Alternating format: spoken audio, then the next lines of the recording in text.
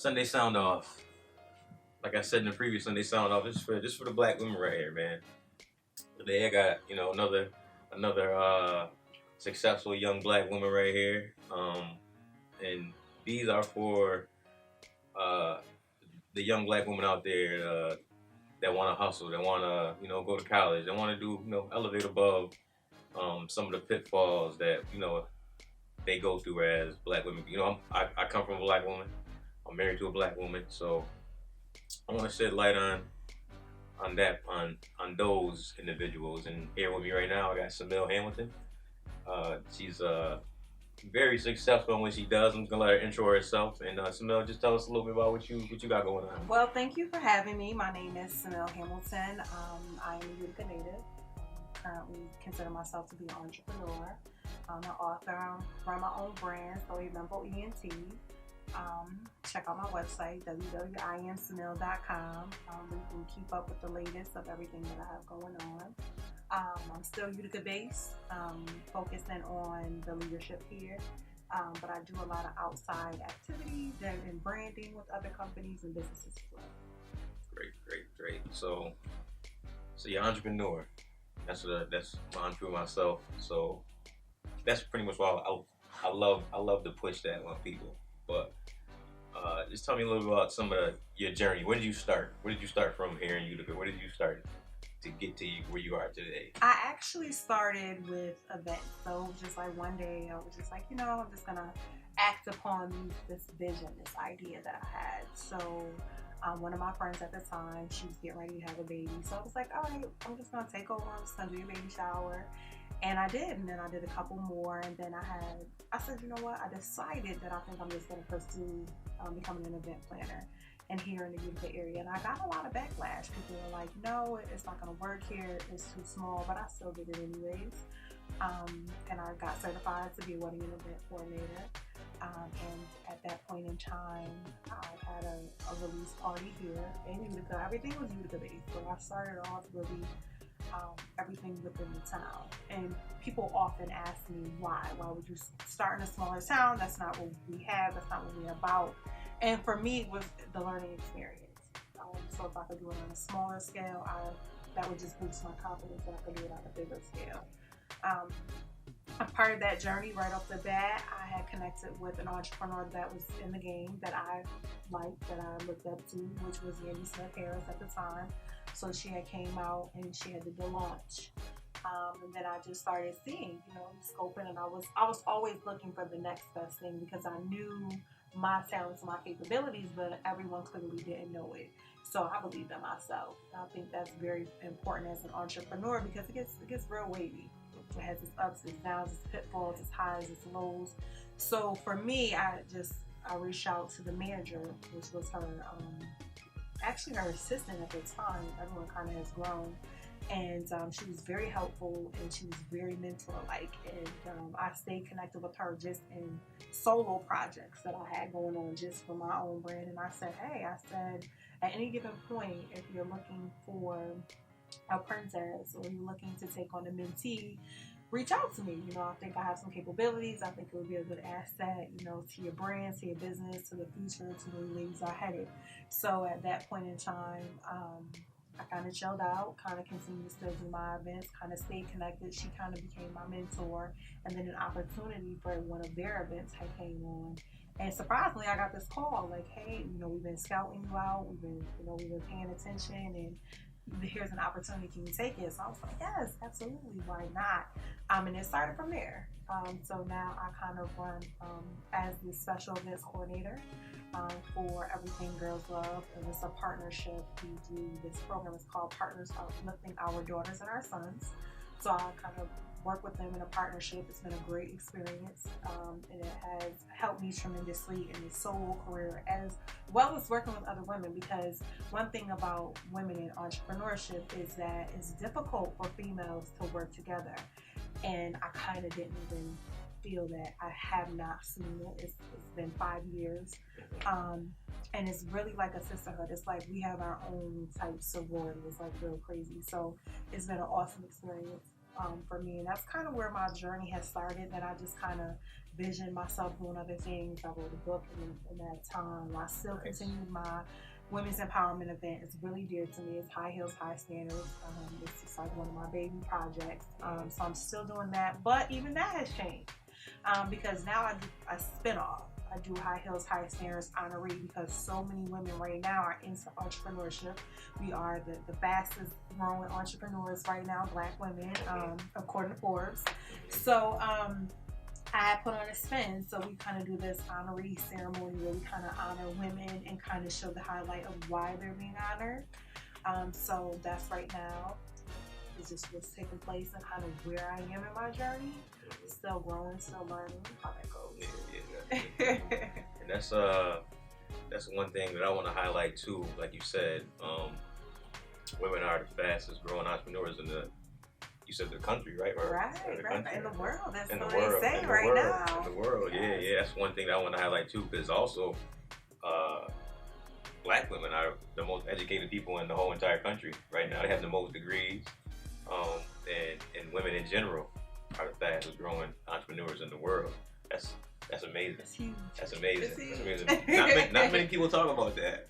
They talk about guys like Jeff Bezos, Steve Jobs. Talk about those guys, but they don't talk about the women that are making the world, leading the way. Because men are dynamic.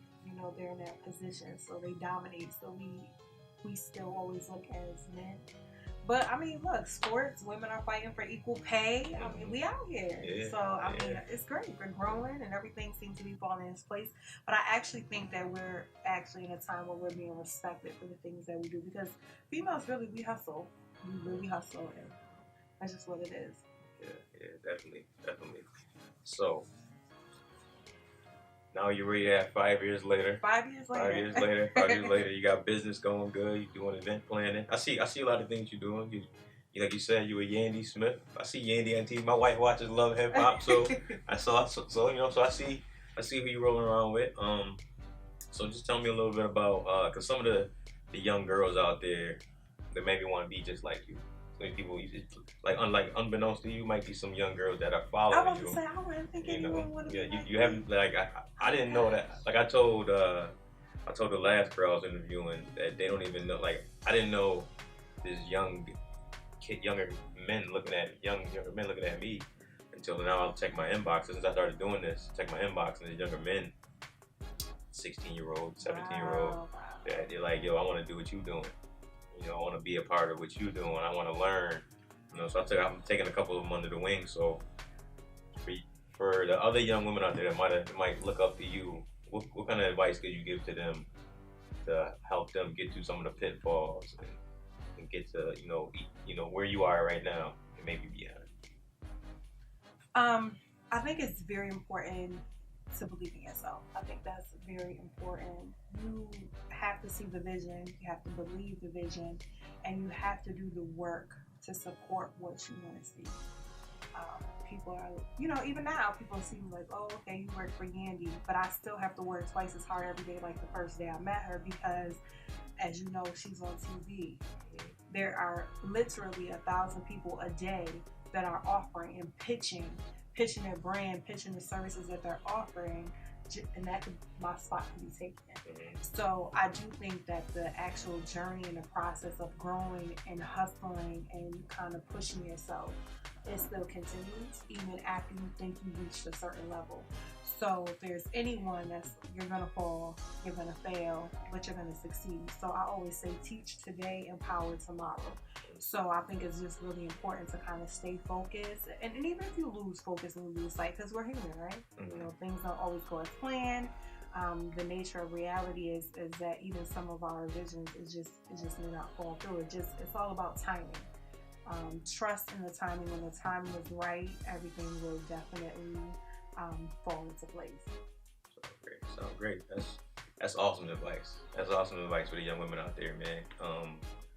And also, what would you say is your biggest pitfall, especially being a Black woman in your industry? What would you say is one of the biggest pitfalls that you had to leap over to even get to where you are? I think one of my biggest pitfalls was I think learning the whole business concept, learning the business structure, because you know it takes funding to run a business, and I think so many, especially females, I think we try to fund everything ourselves when there's actually grants out there to support your business. There's actual business credit that you can actually receive. So I think my biggest downfall was sitting there trying to cover everything myself in the business, and then you starting out, you have to prove yourself to people. So in the process of proving yourself to people, you're spending a lot of money because you're trying to put on these things to show people what you can do, what you're capable of doing, who you're capable of bringing, the type of people you can sit with, the hands you can shake, the table that you kind of create and pulling up the seats. So I think the pitfall for me is really learning the structure of funding a business, the back support of a business, learning to kind of have other clients, a payroll. To me, I think it was so quick to kind of like jump into the business that I didn't take just a little bit more time to really the full ambience of the structure of a business to stay solid and to stay sustainable. That's key. Yeah, that's great advice. That's definitely what I did. I kind of did the same thing. Just jump into it. That's what they say though. The saying is you just jump right into it, and I think we jump right into it. But for me, I also think it was a good learning experience because I was able to learn so much. Okay, I messed up on this. Okay, I didn't do this right, but this is the outcome. This is how you can do things. And networking, it helped me to network because those tiny conversations that you somewhat seem to have, you have to get in the room. You have to shake hands with other people. You have to talk to other people. You have to talk to males. You have to talk to other females. You got to kind of get to know people. So I think that was one of the good parts is the experience that you get from it. Okay, cool. So you got a certain level of success right now. You know, you're still going up, still got, trying. You know, like most of us entrepreneurs, we all look at ourselves like we're not doing enough. And we still want to climb. So in 10 years, where does Cymil see herself? TV. 10 years, definitely TV. I did do my own visual with my book. So the book was called Life After Love. It's about a lot of experiences that I experienced after love, the love of business, the love of my grandmother passed away, just a lot of different scenarios of my experiences with love. But I did a visual. It was called Diaries of a Dope Soul. It was really, really dope. I had a great time actually kind of filming the people that were around me. But I actually would want to also see the business girl. I want to see, look, I know Rock Nation brunch. I want to see High Heels, High Standards honoree. I want it to be big. That's what I would like to see in 10 years. I kind of want to see the event on a bigger scale.